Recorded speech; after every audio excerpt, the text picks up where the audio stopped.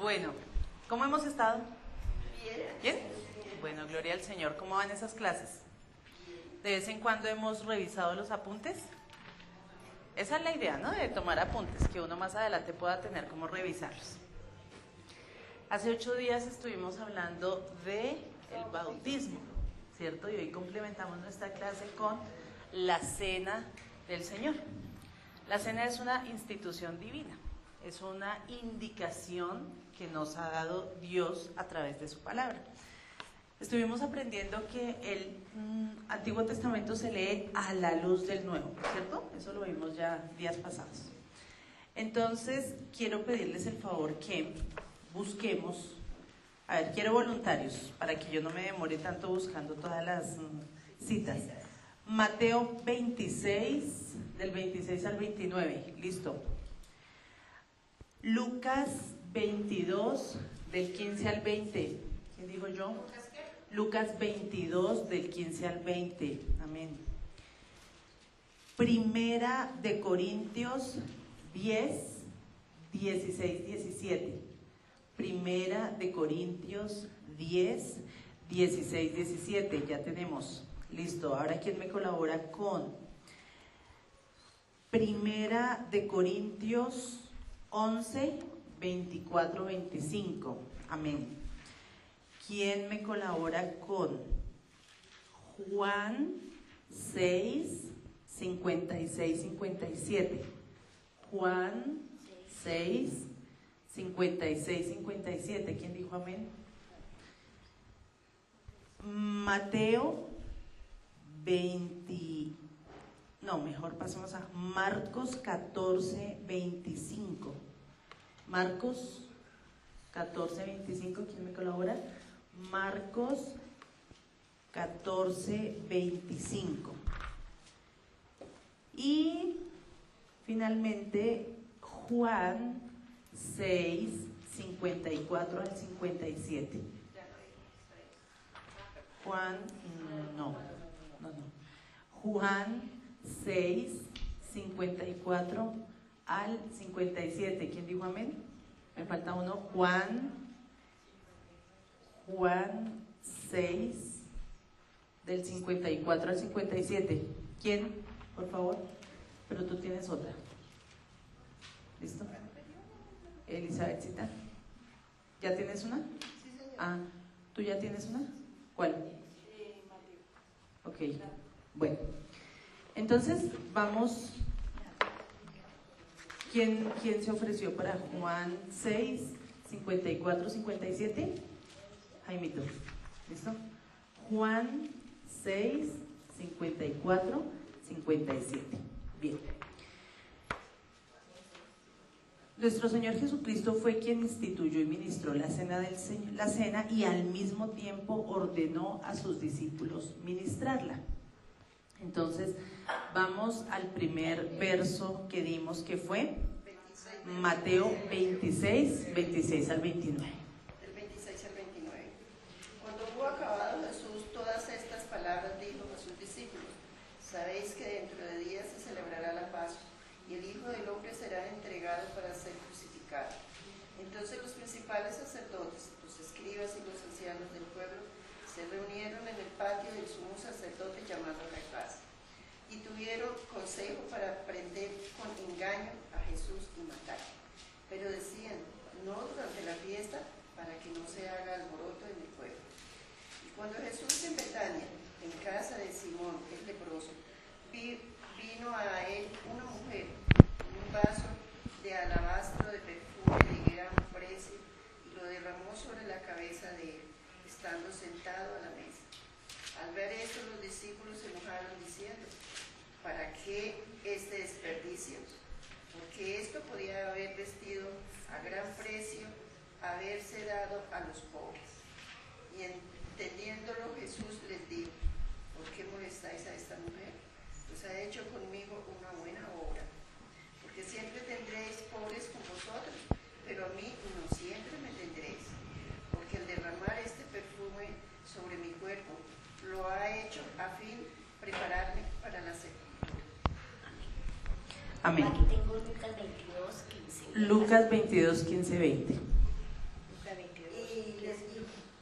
cuanto he deseado comer con vosotros esta Pascua antes que parezca, porque os digo que no la comeré más hasta que se cumpla en el reino de Dios. Y habiendo tomado la copa, dio gracias y dijo: tomad esto y repartidlo entre vosotros, porque os digo que no beberé más del fruto de la vid hasta que el reino de Dios venga. Y tomó el pan y dio gracias, y lo partió y les dio diciendo: esto es mi cuerpo, porque vosotros os es dado, haced esto en memoria de mí. De igual manera, después que hubo cenado, tomó la copa, diciendo: esta copa es el nuevo pacto en mi sangre, que por vosotros se derrama. Amén. Dos cosas fundamentales en lo que ya acabamos de leer. Nos habla de un antiguo pacto y un nuevo pacto. El antiguo pacto ya hemos visto todo eso, que es Antiguo Testamento, y básicamente fue la ley de Moisés. Luego, la cena del Señor, a través de la sangre de Cristo, se establece como nuevo pacto. Él dice allí, en la palabra dice: háganlo en memoria de mí. Y entonces nos hace como una, digamos, no comparación porque no es la palabra correcta, pero una ilustración, donde nos dice que el pan representa el cuerpo de Cristo, que cómo fue lacerado, acabado, latigado, golpeado, ¿cierto? Y dice, el vino representa la sangre, la cual fue derramada para perdón de pecados y para nuestra salvación. Entonces, cuando nosotros entendemos qué es la administración de la cena, no podemos hacerlo de una manera irresponsable. Nosotros de alguna forma debemos entender que cuando participamos de la cena del Señor, lo dice la palabra, lo acabamos de leer, es en memoria del Señor. Es decir, es una memoria de gratitud por lo que Él hizo por nosotros en su obra redentora a través de la cruz del Calvario. Debemos comprender que estamos bajo el nuevo pacto y que por la sangre de Cristo que fue derramada en la cruz, nosotros hemos recibido salvación y vida eterna. Allí es donde está institucionalizada, porque Él es el que dice: háganlo. Primero lo preparan para la sepultura. Yo creo que todos hemos leído muy bonito lo de el perfume de alabastro. Sabemos, bueno, es muy bonito, pero es para una enseñanza independiente toda esa parte. Pero Él fue preparado, y antes de la obra redentora en la cruz, Él hizo una reunión con sus discípulos y les dijo: bueno, esto es lo que vamos a hacer, pero cuando yo no esté, ustedes lo van a hacer en memoria de mí. Por eso hacemos la cena del Señor.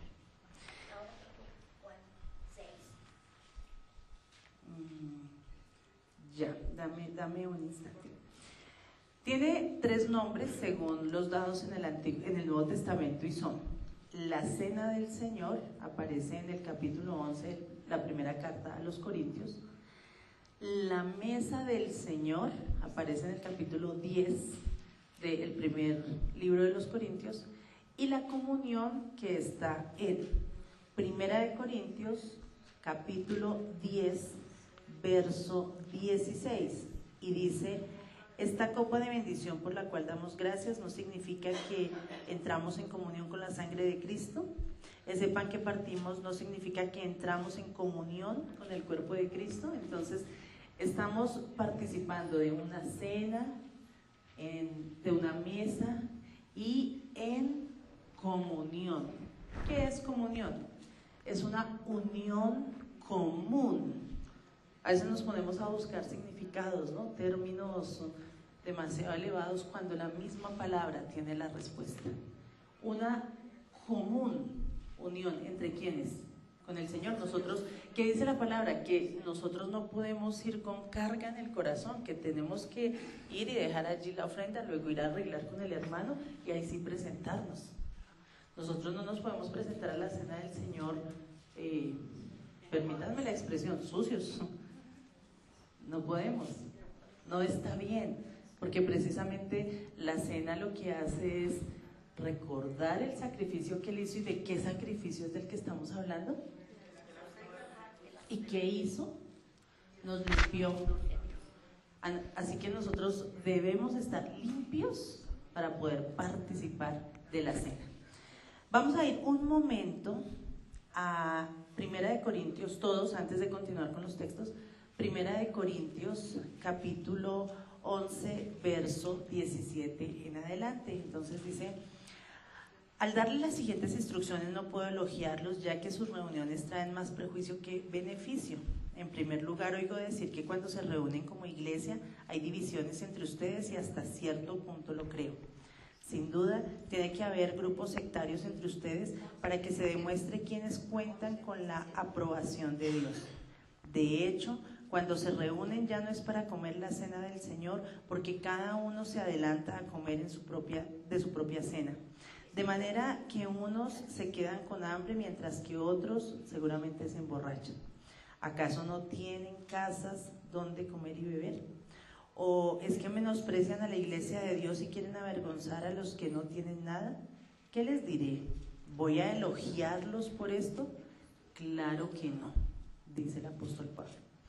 Yo recibí del Señor lo mismo que les transmití a ustedes, que el Señor Jesús, la noche que fue traicionado, tomó pan y después de dar gracias lo partió y lo dio y dijo: este es mi cuerpo, porque por ustedes es entregado, hagan esto en memoria de mí.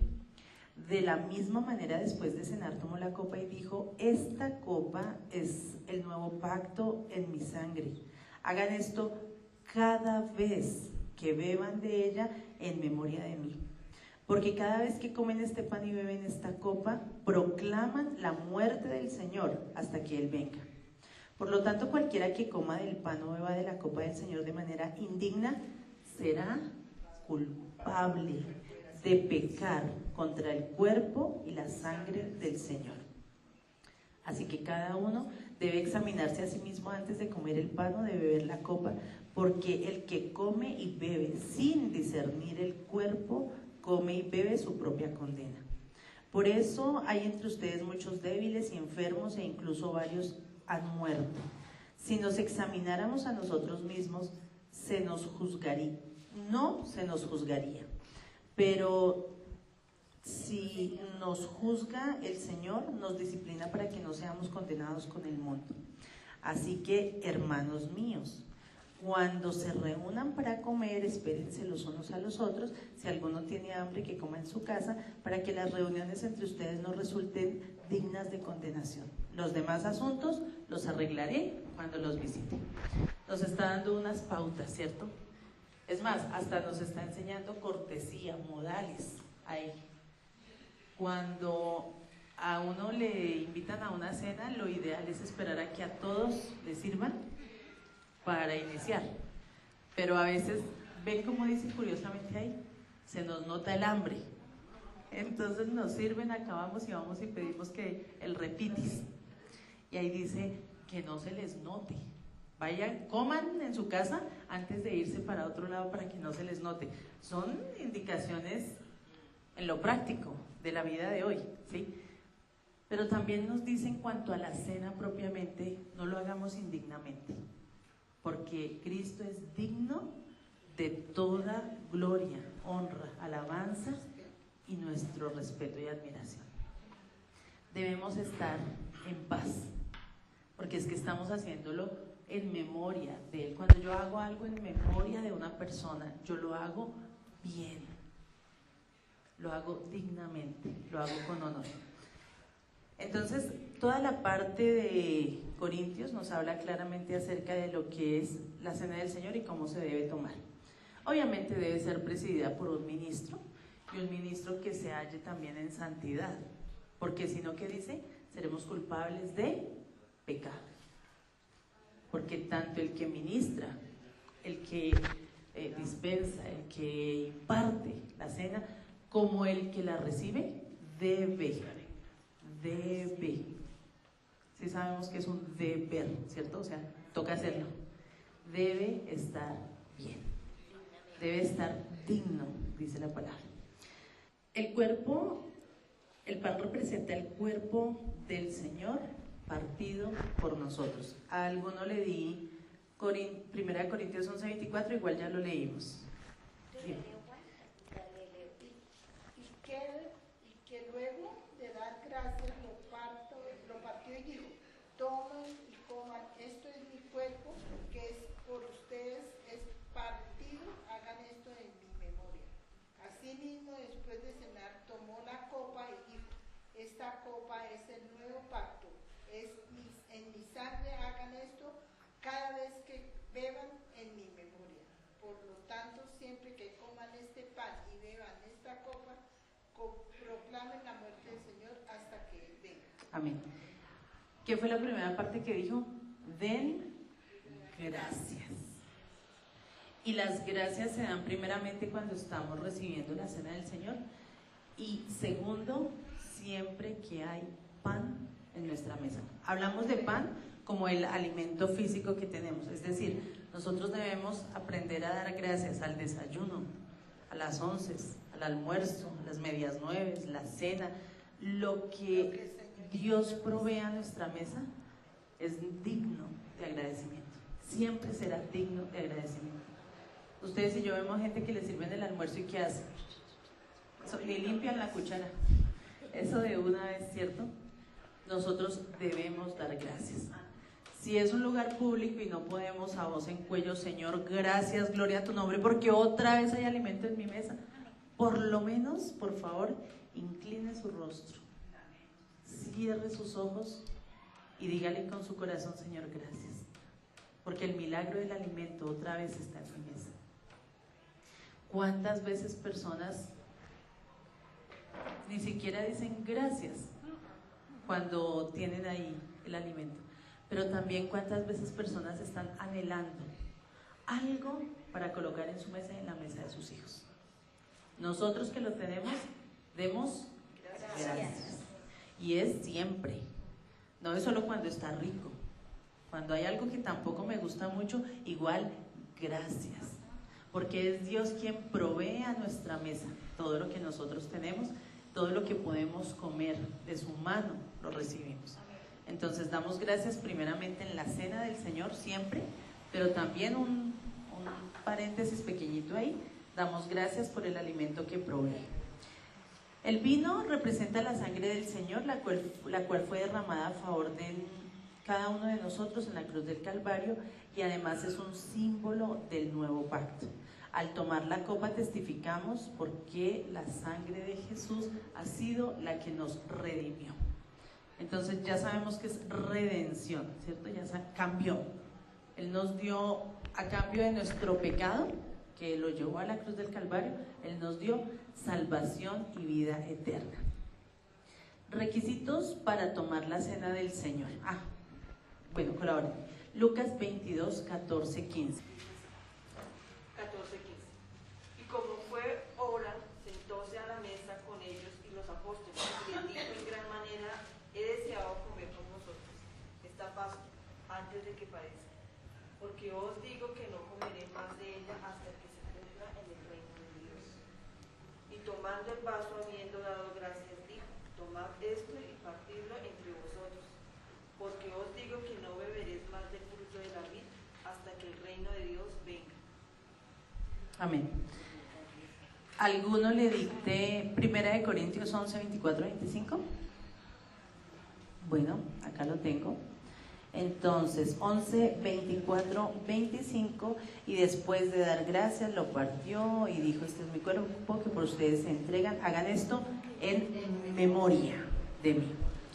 Y finalmente, 1 Corintios 11, 28, que también lo leímos hace un momento. Así que cada uno debe examinarse a sí mismo antes de tomar la copa, de comer el pan, porque el que come y bebe sin discernir el cuerpo, come y bebe su propia condena.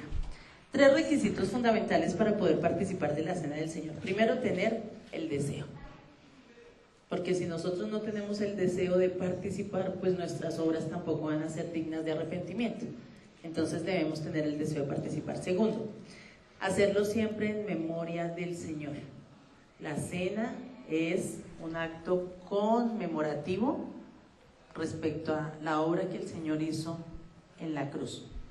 Y tercero, es necesario que nos examinemos a nosotros mismos y que nos aseguremos de estar en comunión con Dios y con el prójimo. Porque si no estoy en comunión, unión con Dios y con el prójimo, entonces no va a ser algo agradable a Dios. ¿De acuerdo? Es importante que nosotros aprendamos a expresar a Dios siempre nuestra gratitud. Lucas 22, 17, 19, yo le había dado. Lucas 22, 17 al 19. Dime. Y habiendo tomado la copa, dijo gracias y dijo, tomad esto y repartidlo entre vosotros, porque os digo que no beberé más del fruto de la vid hasta que el reino de Dios venga. Y tomó el pan y dio gracias, y lo partió y les dio diciendo, esto es mi cuerpo, que por vosotros es dado, haced esto en memoria de mí. Amén. Entonces siempre debemos recordar que es el sacrificio que el Señor hizo a través de la obra redentora de la cruz del Calvario, y nosotros a Él debemos toda nuestra gratitud. Nos dio incluso sin merecer, y nos dio más de lo que merecíamos. ¿Quiénes deben participar en la cena del Señor? Jesús ministró la cena únicamente a sus discípulos. Eso es bíblico. Lo leímos en el primer verso cuando estábamos empezando la clase. Él no ministró para todo el que estaba en el recinto. ¿Por qué? Porque no, permítanme la expresión, no comprendían la magnitud. Entonces por eso muchas veces no se imparte a todo el que viene a la iglesia el primer día, porque es que todavía no comprendemos la grandeza de lo que significa tomar la cena del Señor. ¿Recuerdan cómo es el proceso que hacemos acá, no? Se prepara primero para el bautismo, se bautiza y luego toma la cena, porque en ese momento realmente consideramos ya se hizo discípulo de Jesucristo. Mientras una persona neófita, una persona nueva, una persona recién llega a la iglesia, no tiene el conocimiento que los que ya hemos pasado por el bautizo podemos tener. Y además lo que dice, ¿no? Que ninguno vaya a tomar la copa, a comer el pan sin estar a cuenta, sin examinarse, porque sería prácticamente condenación. Eso no lo sabe una persona que recién llega a la iglesia. Hay que pasar por el proceso para poderlo saber. Por lo tanto, las personas creyentes y que están bautizadas bíblicamente, que además se encuentran en comunión con Dios y con el prójimo, son las que se consideran habilitadas para poder participar de la cena del Señor, porque hemos pasado por ese proceso y además hemos realmente confesado nuestra fe en Cristo y sabemos de qué nos estamos haciendo responsables cuando tomamos la cena. Entonces es necesario que comprendamos que debemos estar bautizados bíblicamente. ¿Cómo es el bautizo bíblico? Hace 8 días lo vimos. Sumergidos, exactamente, no es por aspersión, ¿no? Eso lo tuvimos que ver hace 8 días. Es por inmersión, se sumerge la persona completamente, y cuando se levanta, entonces se sumerge en pecado y se levanta en una nueva vida en Cristo. Muy bien. Ya dijimos entonces, porque no tenemos tiempo de volver a leer, que hay consecuencias por tomar la cena del Señor indignamente. ¿Seremos culpables? Serán culpables del cuerpo y de la sangre de Cristo. Recibirán juicio por comer y beber para sí. Y puede haber enfermedad, debilidad y muerte. No estamos hablando solamente de la parte física, ¿no? Estamos hablando de la parte espiritual. Porque muchas de las cosas que nos ocurren no son solamente físicas, también son espirituales. Muy bien, entonces finalizamos con Juan 6, 54 al 57. Sí, solamente 54 al 57. Bueno, el que come mi carne y bebe mi sangre tiene vida eterna, y yo le resucitaré en el día postrero, porque mi carne es verdadera comida y mi sangre es verdadera bebida. Amén. Entonces nosotros recibiremos beneficios al participar de la cena del Señor. Seguramente no aquí, pero sí vamos a recibirlos en la gloria eterna cuando estemos juntamente con Cristo. Hemos terminado esa parte del tema, bautismo y la institución de la cena del Señor. En 8 días ya tendremos un tema nuevo y en 15 días será nuestra clase final por este semestre. Entonces, para dentro de 8 días, por favor, esperamos puedan estar aquí atentamente y en el horario establecido. Y para dentro de 15 también, porque aparte de ser la última clase, pues vamos a tener obviamente una enseñanza y vamos a hacer una muy pequeña evaluación, no con la finalidad de rajar a ninguno, sino con la finalidad de saber qué vacíos nos quedaron, qué temas de pronto quedaron pendientes. ¿Para qué? Para reforzarlos. Tranquilos que son solamente 300 preguntas tipo ICFES, o sea, es muy fácil, es muy sencillo. Entonces no faltemos, esto es útil para ustedes y es útil para nosotros como maestros, porque retroalimentamos el proceso y sabemos en qué podemos estar fallando.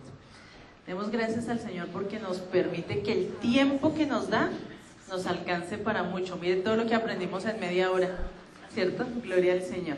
En Él lo importante sí es la cantidad, pero también la calidad.